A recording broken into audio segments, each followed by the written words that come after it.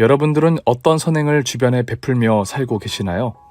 뿌린 대로 거둔다는 말처럼 착하고 바르게 살면 반드시 좋은 복을 얻게 되시리라 생각이 드네요. 저의 인생 경험에서 깨우친 깨달음은 더욱 그렇습니다. 지금부터 파란만장한 제 사연을 여러분들에게 공개해봅니다. 어릴 적부터 유복하게 지냈던 저는 부족할 게 없는 가정에서 행복하게 자랐습니다. 일찍부터 가업을 이어서 사업해오신 아버지와 교직에서 교육자로 인재를 육성해오신 어머니는 본받을 점이 많은 분들로 항상 제 인생의 멘토셨죠. 부유한 가정 환경으로 자칫 게으르고 교만한 생활 태도에 찌들어 살 수도 있던 제게 늘 남에게 베풀며 살아가도록 교육하셨습니다. 그런 바른 가르침 덕분에 저는 좋은 교육 환경 속에서 공부도 게을리 하지 않았고 주변 지인들 불우한 이웃까지 돕는 일에도 항상 앞장섰습니다. 고등학교 시절 길 건너 동네에 사는 친구 집에 놀러 갔다가 그 동네에서 나이를 불문하고 어울리던 아이들 중에 유난히 눈망울이 크고 똘똘하게 생긴 꼬마 아이가 유독 눈에 띄었습니다. 귀엽게 생긴 것과는 다르게 늘 꾀찌찌하게 다녀서 보살펴보게 되었고 녀석도 그런 제 마음을 알아차렸는지 저를 잘 따르기 시작했습니다.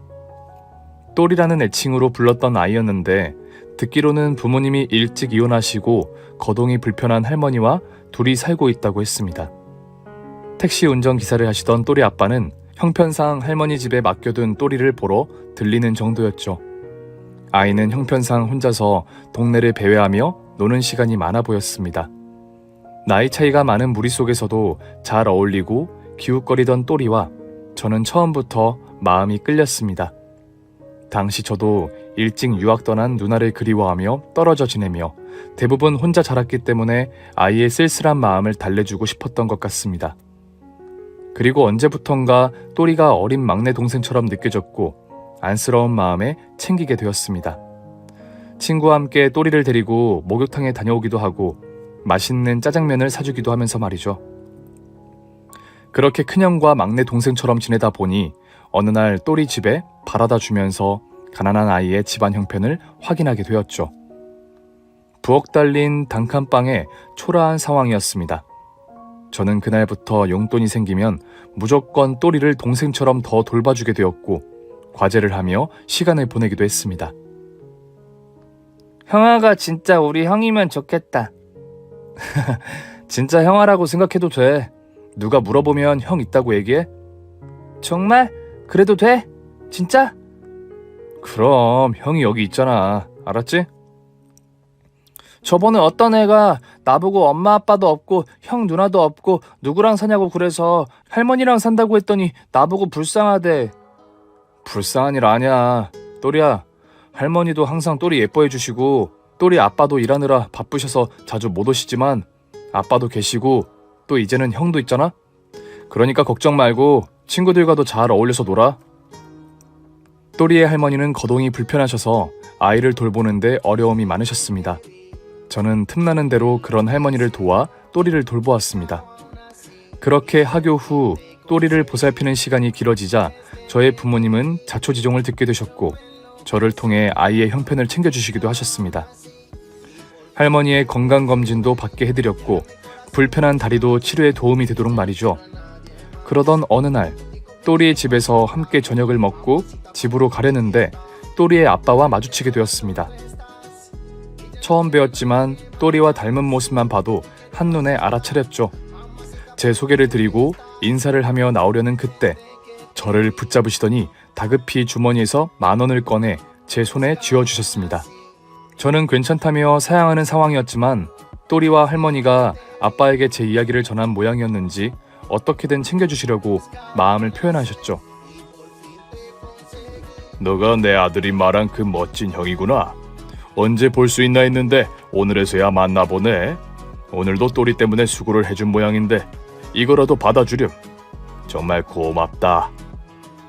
아니에요. 똘이가 귀엽기도 하고 제가 동생이 없다 보니 같이 놀아준 것뿐이에요. 자, 내 성이니까 받으렴. 그리고 할머니 병원까지 챙겨주셨다는 것도 너무 고맙다. 내가 꼭 갚아드릴 테니 부모님께 안부 인사라도 전해주면 좋겠구나. 미안하고 고맙다. 아저씨, 뭘 바라고 또리를 챙긴 게 아니어서 정말 괜찮습니다. 저도 동생이 생긴 것 같아서 정말 좋아요. 하지만 또리의 아빠는 제게 끝끝내 용돈 쓰라며 얼마 되지 않는 돈이라며 소중한 마음을 전하셨습니다.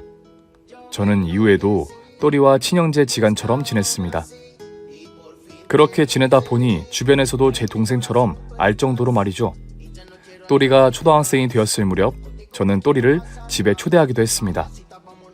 자청한 과외 선생님이라고 할 정도로 아이의 숙제도 봐주며 지냈습니다. 형, 여기 형 집에서 숙제 다 하고 가도 돼요? 그럼 숙제도 다 하고 저녁도 먹고 가. 내가 갈 때 바래다 줄게. 와, 신난다. 형이 사는 집은 냄새도 좋을 것 같아. 이후 저는 가끔씩 집에 또리를 데리고 갔습니다.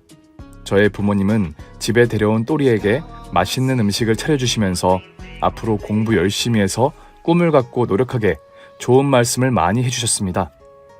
게다가 또리에게 공부할 때 필요한 것들도 많이 사주고 지원해 주시겠다며 희망을 주시기도 하셨습니다. 또리의 할머니 다리도 많이 좋아지셔서 함께 집으로 초대해 식사를 하기도 했습니다. 저는 부모님 덕분에 또리의 가족과도 끈끈한 마음을 나누는 사이가 되었죠.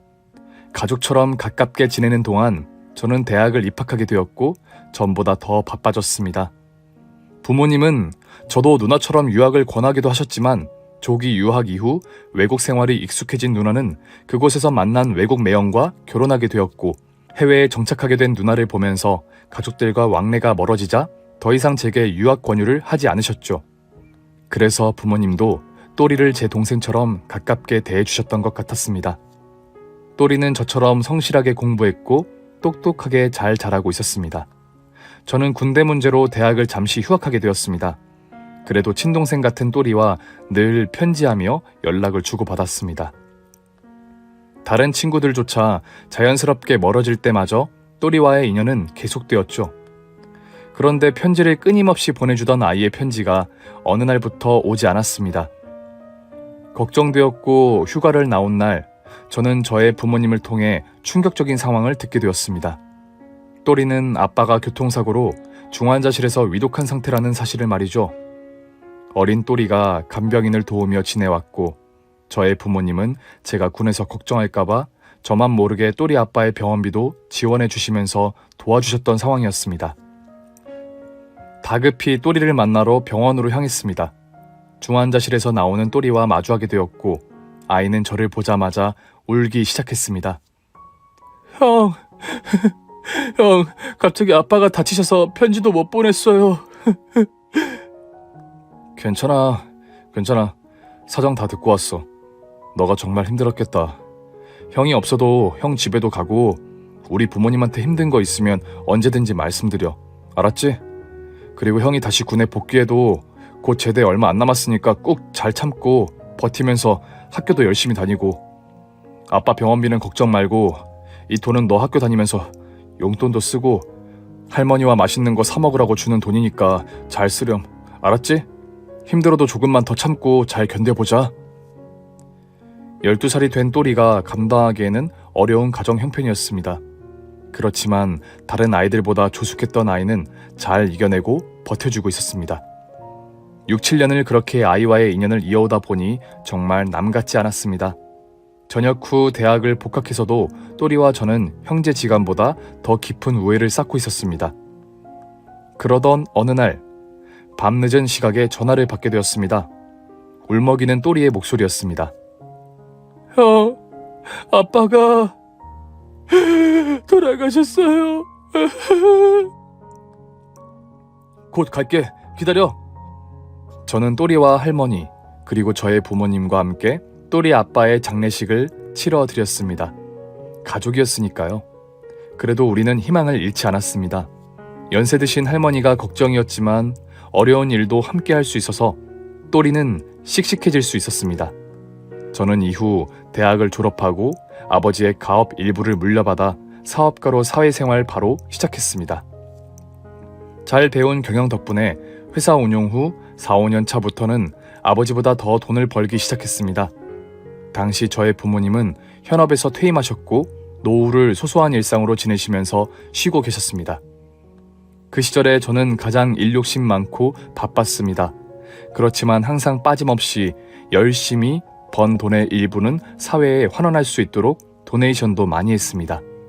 또리도 제가 후원자로 학비를 지원하면서부터 기관을 통해 학교 학비까지도 문제없이 지원받을 수 있도록 자격을 가지게 되었습니다.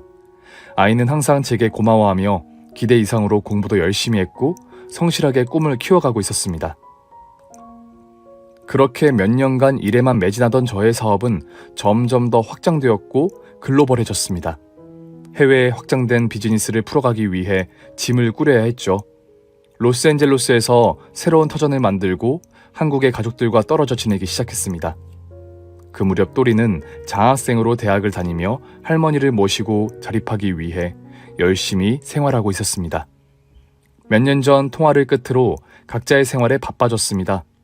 그리고 그런 모습이 마지막이 될 거라고는 상상도 못한 채 또리와 저는 헤어지게 되었습니다.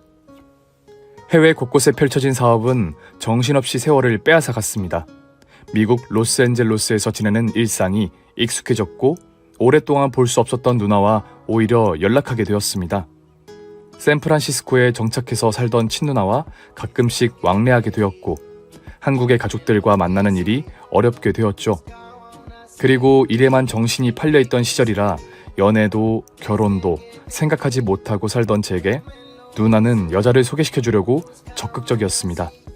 일에 미쳐 사는 저를 안타까워하던 누나는 타국에서 외로운 마음을 알던 처지라 누군가를 제게 소개해줘야겠다고 생각했던 모양이었습니다. 벌써 미국에서 몇 년째 혼자야. 한국에 바로 들어갈 것도 아닌데 여기에서라도 누군가 좋은 사람 만나야지 덜 외롭지. 누나, 마음은 고마운데 일하기 바빠서 외로운 줄도 몰라요. 괜찮다니까요. 내가 타국 생활이 수십 년이야. 얼마나 외로운데 그래. 그리고 나이 먹으면 더 외로워. 사업만 잘 되면 뭐하니? 나중에 아무도 없으면 혼자 늙을 거야?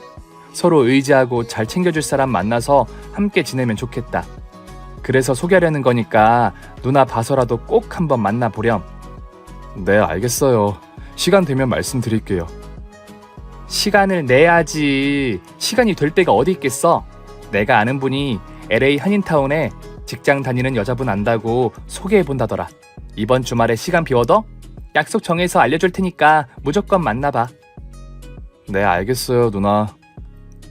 너 지난번처럼 당일에 취소하면 진짜 이번엔 내가 쫓아가서 손목 붙잡고 끌고라도 나갈 거니까 그렇게 알고.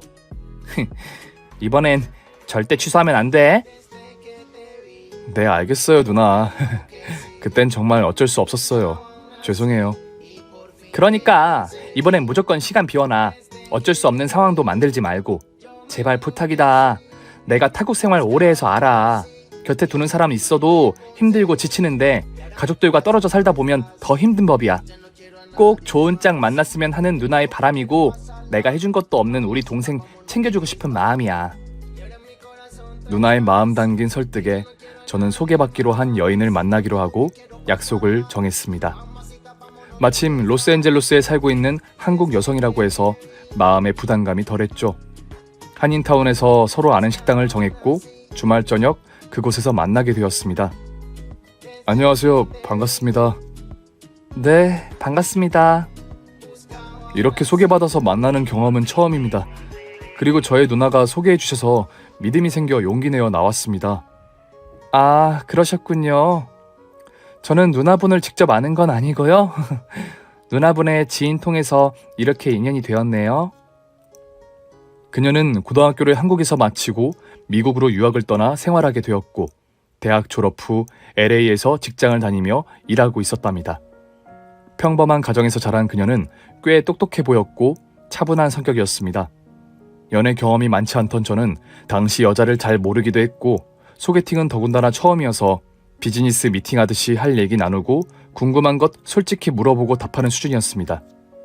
그런데 훗날 전해 듣기를 그런 솔직한 제 모습이 오히려 그녀에게는 좋은 느낌이었다고 하더군요. 집이나 직장 모두 이 근처예요? 네, 가까워서 편하죠. 걸어 다니는 거리예요. 아, 좋네요. 그럼 운전하실 일이 거의 없으시겠네요? 미국에는 혼자 거주하고 계신 거예요? 네. 몇 년 전까지는 룸메이트가 있던 집에서 생활했었는데 지금은 혼자 사는 거주지로 이사해서 생활하고 있어요. 혼자 생활하는데 무섭거나 불편하지 않아요? 네. 대학 시절에는 겁이 좀 있었는데 이제는 익숙해져서 괜찮아요.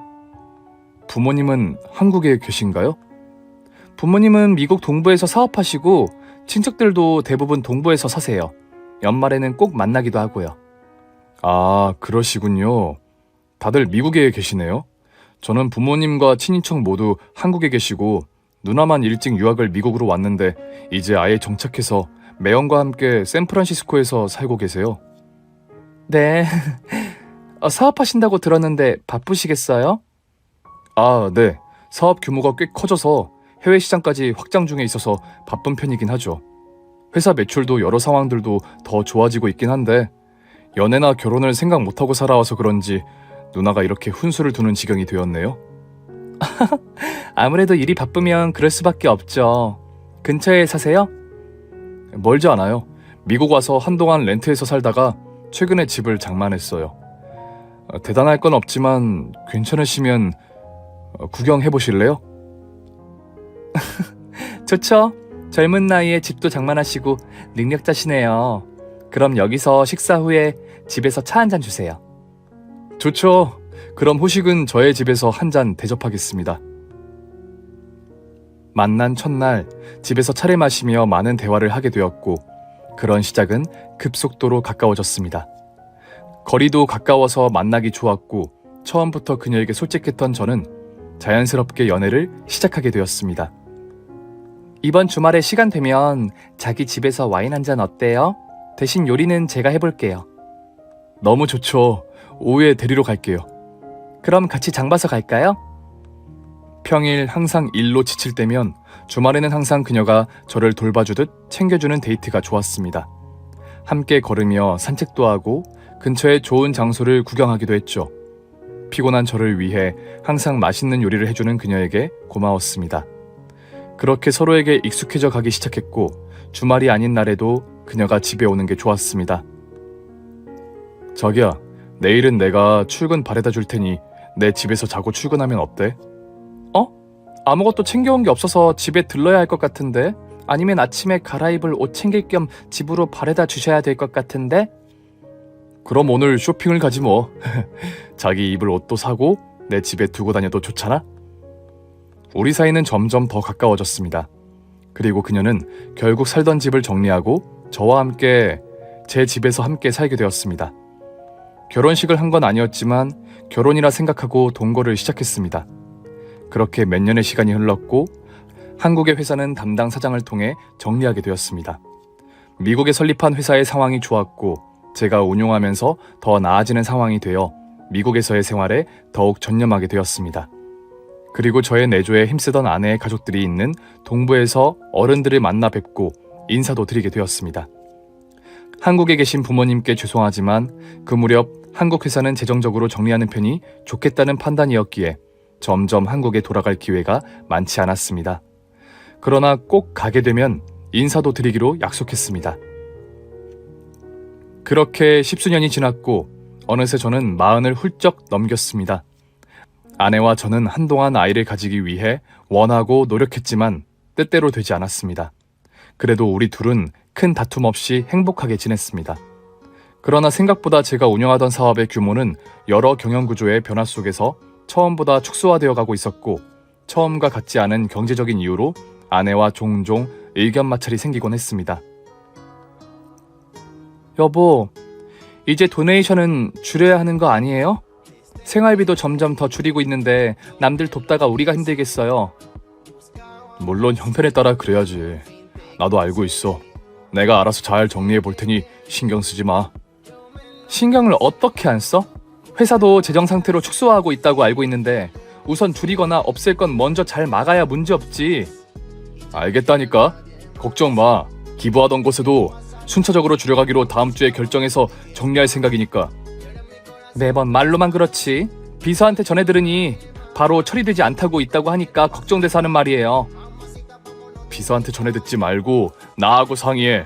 나도 회사 일로 당신과 싸움이 되는 대화는 하고 싶지 않으니까. 내가 아내 입장인데 어떻게 참견을 안 할 수 있겠어?